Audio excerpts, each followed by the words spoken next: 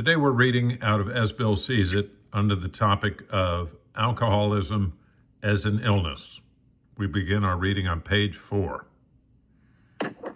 Can we choose? We must never be blinded by the futile philosophy that we are just the hapless victims of our inheritance, of our life experience, and of our surroundings.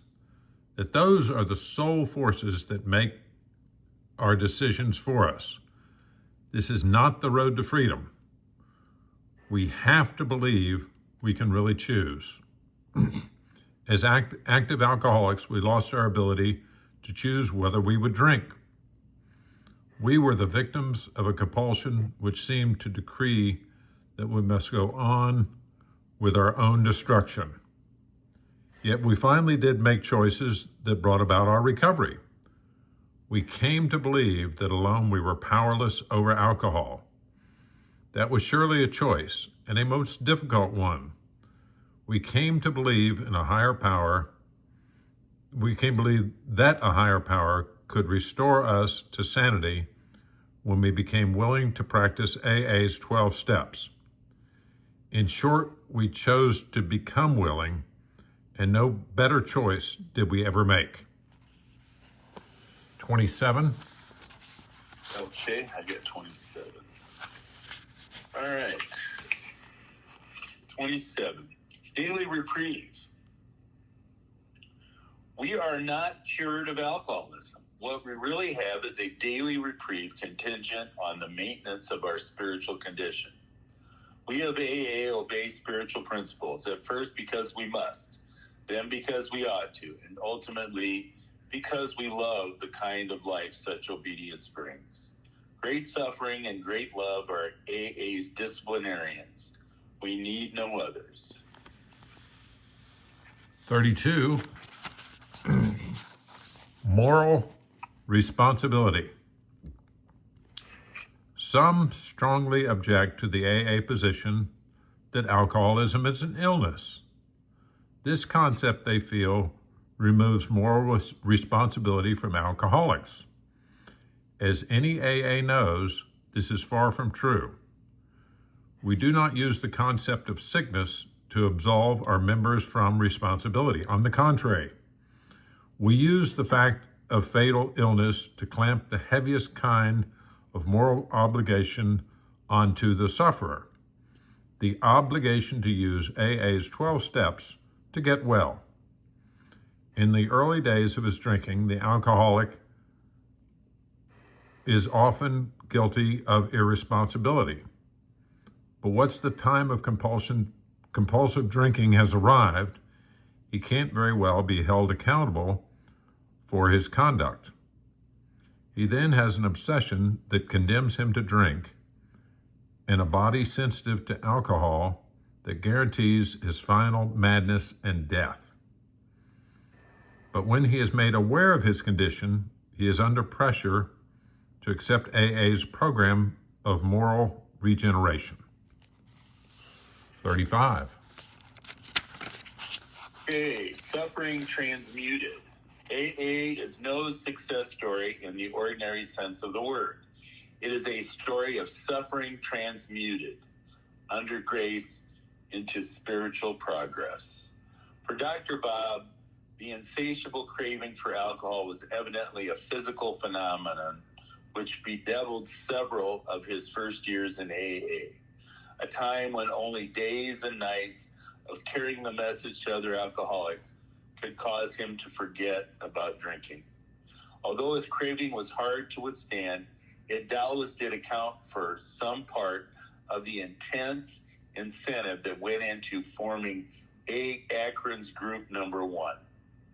Bob's spiritual release did not come easily. It was to be painfully slow. It always entailed the hardest kind of work and the sharpest vigilance. 45. Our companions. Today, the vast majority of us welcome any new light that can be thrown on the alcoholic's mysterious and baffling malady. We welcome new and valuable knowledge, whether it issues from a test tube, from a psychiatrist's couch, or from revealing social studies. We're glad of any kind of education that accurately informs the public and changes its age-old attitude toward the drunk. More and more, we regard all who labor in the total field of alcoholism as our companions on a march from darkness into light. We see that we can accomplish together what we could never accomplish in separation and in rivalry. 88. Okay, 88. Willpower and choice. Page 88, willpower and choice. We AAs know the futility of trying to break the drinking obsession by willpower alone. However, we do know that it takes great willingness to adopt AA's 12 steps as a way of life that can restore us to sanity. No matter how grievous the alcohol obsession, we happily find that other vital choices can still be made. For example, we can choose to admit that we are personally powerless over alcohol, that dependence upon a higher power is a necessity, even if this be simply dependence upon an AA group. Then we can choose to try for a life of honesty and humility, of selfless service to our fellows and to God as we understand Him. As we continue to make these choices and so move toward these high aspirations, our sanity returns and the compulsion to drink vanishes. 118. Prelude to the program. Few people will sincerely try to practice the AA's program unless they have hit bottom. For practicing AA steps means the adoption of attitudes and actions that almost no alcoholic who is still drinking can dream of taking. The average alcoholic, self-centered in the extreme, doesn't care for this prospect unless he has to do these things in order to stay alive himself. We know that the newcomer has to hit bottom, otherwise not much can happen. Because we are drunks who understand him, we can use at depth the nutcracker of the obsession plus the allergy as a tool of such power it can shatter his ego. Only thus can he be convinced that his own unaided resources, only thus can he be convinced that on his own unaided resources, he has little or no chance. 121. We are not fighting. 121, we are not fighting. We have ceased fighting anything or anyone, even alcohol, for by this time sanity has returned. We can now react sanely and normally, and we find that this has happened almost automatically. We see that this new attitude toward liquor is really a gift of God. That is the miracle of it. We are not fighting it, neither are we avoiding temptation. We have not even sworn off. Instead, the problem has been removed. It does not exist for us. We are neither cocky nor are we afraid. This is how we react, as long as we keep in fit spiritual condition. 130. Our problem centers in the mind. We know that as long as the alcoholic keeps away from drink, he usually reacts much like other men. We are equally positive that once he takes any alcohol, whatever, into his system, something happens in both the body and the mental sense, which makes it virtually impossible for him to stop. The experience of any alcoholic will abundantly confirm this. These observations would be academic and pointless if our friend never took the first drink, thereby setting the terrible cycle in motion. Therefore, the main problem of the alcoholic centers in his mind rather than in his body. Page 141, restores to sanity. Few indeed are the practicing alcoholics who have any idea how irrational they are, or seeing their irrationality can bear to face it. For example, some will be willing to term themselves problem drinkers, but cannot endure the suggestion that they are in fact mentally ill. They are abetted in this blindness by a world which does not understand the difference between sane drinking and alcoholism. Sanity is defined as soundness of mind. Yet no alcoholic, soberly analyzing his destructive behavior, whether destruction fell on the dining room furniture or his own mild moral fiber, can claim soundness of mind for himself. 180.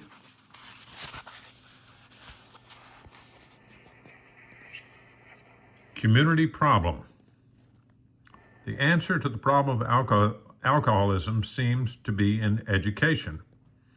Education in schoolrooms, in medical colleges, among clergymen and employers, in families, and in the public at large. From cradle to grave, the drunk and the potential alcoholic will have to be completely surrounded by a true and deep understanding and by a continuous barrage of information. This means factual education properly presented. Heretofore, much of this education has attacked the immorality of drinking rather than the illness of alcoholism. Now, who is going to do all this education? Obviously, it is both a community job and a job for specialists. Individually, we AAs can help, but AA as such cannot and should not get directly into this field. Therefore, we must rely on other agencies, on outside friends, and their willingness to supply great amounts of money and effort. Yeah, you go ahead and read 194. 194. Oh, I get a double. This is great. You're so generous. I wanted to read 217. I know. The obsession and the answer. The idea that somehow, someday, he will control and enjoy his drinking is the great obsession of every abnormal drinker. The persistence of this illusion is astonishing. Many pursue it into the gates of insanity or death. Alcoholism, not cancer, was my illness, but what was the difference? Was not alcoholism also a consumer of body and mind? Alcoholism took longer to do its killing, but the result was the same. So I decided if there was a great physician who could cure the alcoholic sickness, I had better seek him at once. 217. Okay, hope born from hopelessness. 217. Letter to Dr. Carl Jung. Most conversion experiences, whatever their variety, do have a common denominator of ego collapse at depth. This individual faces an impossible dilemma. In my case, the dilemma had been created by my compulsive drinking, and the deep feeling of hopelessness had been vastly deepened by my doctor. It was deepened still more by my alcoholic friend when he acquainted me with your verdict of hopelessness, respecting Roland H. In the wake of my spiritual experience, there came a vision of a society of alcoholics. If each sufferer were to carry the news of the scientific hopelessness of alcoholism to each new prospect, he might be able to lay every newcomer wide open to a transforming spiritual experience. This concept proved to be the foundation of such success as AA has since achieved.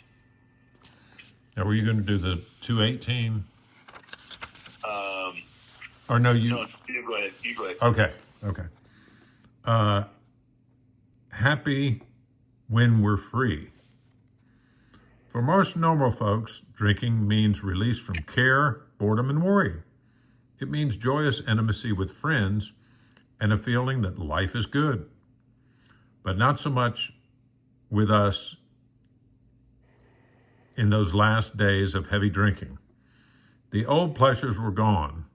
There was an insistent yearning to enjoy life as we once did, and a heartbreaking delusion that some new miracle of control would enable us to do it. There was always one more attempt and one more failure. We are sure God would like to see us happy, joyous, and free. Hence, we cannot subscribe to the belief that this life necessarily has to be a vale of tears, though it once was just that for many of us. But it became clear that most of the time we had made our own misery. 257, Key to Sobriety. The unique ability of each AA to identify himself with and bring recovery to the newcomer in no way depends upon his learning, his eloquence, or any special individual skills. The only thing that matters is that he is an alcoholic who has found a key to sobriety. In my first conversation with Dr. Bob, I bore down heavily on the medical hopelessness of his case, freely using Dr. Silkworth's words describing the alcoholic's dilemma, the obsession plus allergy theme. Though Bob was a doctor, this was news to him, bad news. And the fact that I was an alcoholic and knew what I was talking about from personal experience made the blow a shattering one. You see, our talk was a completely mutual thing. I had quit preaching.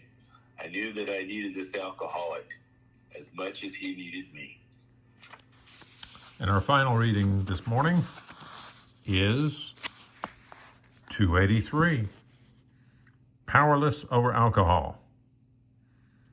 I had gone steadily downhill, and on that day in 1934, I lay upstairs in the hospital, knowing for the first time that I was utterly hopeless. Lois was downstairs, and Dr. Silkworth was trying in his gentle way to tell her what was wrong with me and that I was hopeless. But Bill has a tremendous amount of willpower, she said. He has tried desperately to get well. We have tried everything, doctor. Why can't he stop? He explained that my drinking, once a habit, had become an obsession, a true insanity that condemned me to drink against my will.